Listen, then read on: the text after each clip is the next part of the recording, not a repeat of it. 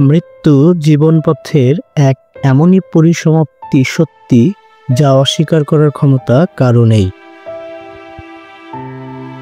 সেই চিরন্তন সত্যের ডাকে সাড়া দিয়ে আমাদের সকলের অত্যন্ত আদরের বিড়াল বিট্টু না ফেরার দেশে আজ চলে গেছে। পৃথিবীতে আসার হিসাব অনেক সরল, তবে যাবার হিসাব জটিল। মাত্র 2.5 থেকে 3 মাসের একটি বাচ্চা বিড়াল, সব থেকে ছোট বিড়ালটি এভাবে সবার আগে চলে গেল, রেখে গেল মায়া আর স্মৃতি যা ভুলে যাওয়া সম্ভব নয়।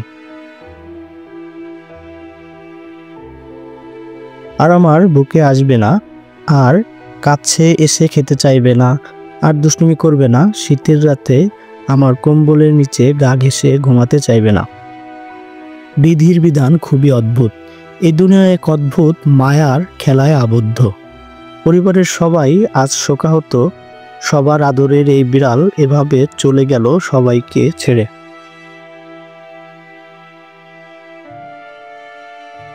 পেশা ইভান চিৎকার করে কেঁদেছে, আমিও মুখ লুকিয়ে চোখের অশ্রু ঝরিয়েছি। দর্শক, আবার সেই মারামারি শুরু হয়ে গেছে। মা ছেলের সেই খেলা মারামারি। এখানে ইভান আছে আম্পায়ার হিসেবে। আর ফিরে আসবে না, কেউ আসে না। যে একবার না ফেরার দেশে চলে গেলে কেউই ফিরে আসে না। তাই কোরআনে বলা হয়েছে, কুল্লু নাফসি যায়কাতুল মাউত, every soul has to test of death. অর্থাৎ প্রত্যেকটা প্রাণীকেই মৃত্যুর স্বাদ গ্রহণ করতে হবে।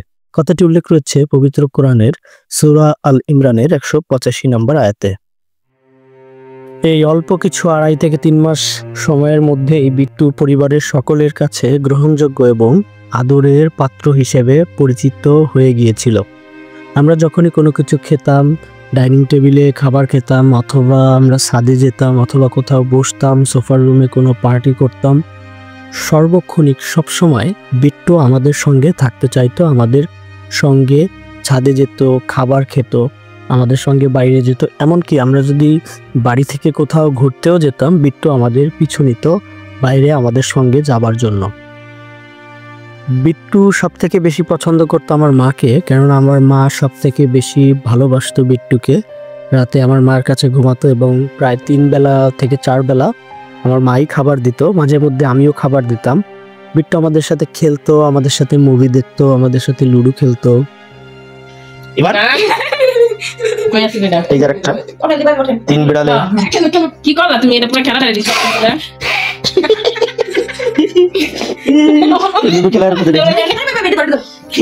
আমাদের সঙ্গে সমস্ত সময় আমাদের চারিপাশে বিচরণ করতে পছন্দ করত। বিট্টুর জন্ম হয়েছিল আমাদের বাড়িতেই, কারণ বিট্টুর মা টমাস আমাদের বাড়িতে আগেই পোষা ছিল এবং সেখান থেকে বিট্টু আমাদের বাড়িতে জন্ম নেয়। খুবই অল্প সময় বিট্টু এভাবে আমাদেরকে কাঁদিয়ে না ফেরার দেশে চলে যাবে সে সম্পর্কে আমরা কোনোভাবেই কোনো ধারণা করতে পারিনি। হঠাৎ করেই একটি মুখে ঘা এবং সেই ঘা থেকে না খাওয়া, সেখান থেকে একেবারেই নিস্তেজ হয়ে পড়ে বিট্টু। কোনোভাবেই আমরা ধারণা করতে পারিনি যে এত সহজেই, এত অকালেই বিট্টু এভাবে আমাদের সবাইকে ছেড়ে না ফেরার দেশে চলে যাবে। যদি সম্ভব হতো বিট্টুকে ফিরিয়ে আনার, তাহলে সেই চেষ্টাটা করতাম। তবে বিট্টু এমনই এক স্থানে পাড়ি জমিয়েছে যেখান থেকে একবার গেলে কেউই কখনো ফিরে আসে না। এটাই নিয়তি, এটাই স্রষ্টার বিধান, এটাই চিরন্তন সত্য। মৃত্যু আসবেই। মৃত্যুকে উপেক্ষা করার সাধ্য পৃথিবীর কারণেই।